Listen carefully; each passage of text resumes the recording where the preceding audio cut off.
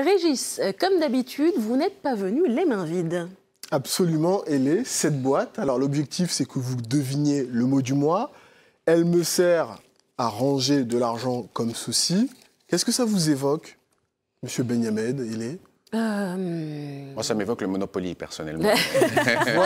voilà, mais c'est plutôt une tirelire, j'ai envie de vous dire. Oui, c'est ça. Alors, je préviens, le mot du mois est un peu compliqué. C'est une sorte de tirelire utilisée par les États. Ça finit par souverain. Les fonds souverains. Bravo, bravo, bravo. Alors, c'est un terme à la mode en ce moment.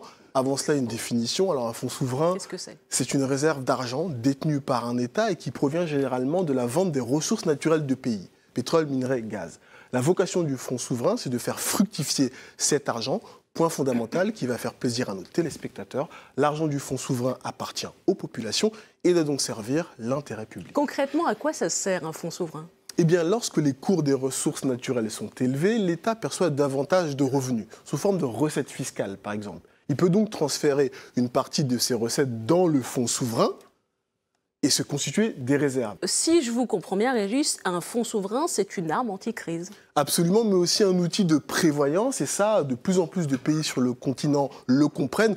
J'en veux pour preuve la carte qui apparaît. Regardez en orange les pays qui ont mis en place un fonds souverain. Il y en a près d'une vingtaine. On peut citer la Mauritanie, le Sénégal, le Gabon ou encore le Nigeria. En jaune, les pays qui sont en passe de mettre en place un fonds souverain, la République démocratique du Congo, l'Afrique du Sud, le Kenya. Est-ce qu'on sait quel est le fonds souverain le plus important du continent aujourd'hui ? Bien sûr, il s'agit du Botswana. Alors on va voir à l'aide du classement qui apparaît les principaux fonds souverains du continent. Première de la classe, j'ai envie de dire, Botswana, le fonds est doté de 6 milliards de dollars. Ensuite, l'Angola, 5 milliards de dollars, suivi du Nigeria. En Afrique francophone, on peut saluer la performance du fonds du Sénégal. Je reviens sur le Botswana. L'argent provient quasi exclusivement de l'exploitation du diamant. Le fonds souverain du Botswana fonctionne comme un compte d'épargne. L'argent est investi afin de générer des profits qui vont bénéficier aux générations futures. En Afrique francophone, donc je l'ai dit, c'est le Sénégal.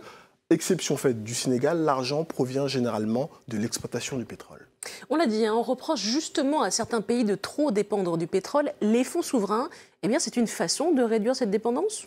Absolument, et notamment en finançant la diversification de l'économie. L'Angola fournit une bonne illustration de cette stratégie. L'an dernier, le Fonds souverain angolais a annoncé un investissement de 250 millions de dollars dans la mise en place de 7 exploitations agricoles. Alors, l'Angola et d'autres pétroéconomies africaines, confrontées à la baisse des revenus pétroliers, cherchent de nouvelles sources de revenus, d'où l'intérêt croissant pour l'agriculture. Et j'imagine que les fonds souverains ont aussi un rôle à jouer en matière d'investissement dans les services publics. Oui, c'est la vocation des fonds souverains de développement qui allouent leurs ressources à l'éducation, à la santé, aux infrastructures. Bonne nouvelle pour nos amis du Sénégal. L'an dernier, le pays a inauguré la plus grande centrale solaire d'Afrique de l'Ouest, financée en grande partie par le fonds souverain sénégalais. La centrale va permettre à plus de 9000 foyers d'accéder à l'électricité. Par ailleurs, le Fonds souverain du Togo projette de financer un chemin de fer long de 760 km. On va venir à la question qui fâche. Nos États sont-ils suffisamment transparents quant à l'usage de cet argent ? C'est l'un de nos gros points faibles. Je reviens sur les pays qu'on a évoqués. Le Botswana est le seul fonds souverain à fournir au grand public des informations sur l'usage des fonds ou sur la nature des investissements qu'il réalise. Un exemple dont on devrait s'inspirer.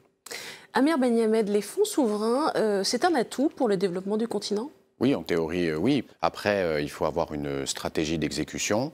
Certains fonds souverains, par exemple, délèguent la gestion du fonds à des entités tierces, extérieures, ce qui n'a pas de sens. Certains fonds souverains, moi je me rappelle des premières actions du fonds souverain du Nigeria, c'était de placer de l'argent sur les marchés. Je ne crois pas que ça soit l'utilité première d'un fonds souverain. Oui. Donc il y a la théorie et la pratique. Il y a des fonds souverains qui sont assez créatifs, qui investissent effectivement bien dans les infrastructures de leur pays.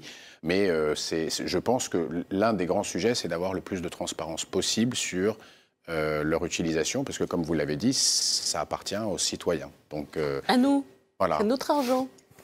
L'actu du mois Régis, bien on continue à parler d'argent. Le fonds Africa 50, lancé par la BAD et dédié au financement des infrastructures, va atteindre 1 milliard de dollars de capital bientôt. Alors l'argent provient de la BAD elle-même, mais aussi de la vingtaine d'États actionnaires. Cette année, le Fonds Africa 50 va financer son premier projet. Il s'agit d'une centrale solaire dans un pays que vous connaissez bien, le Nigeria. Ah, good job, Régis. Thank you very much. See you soon.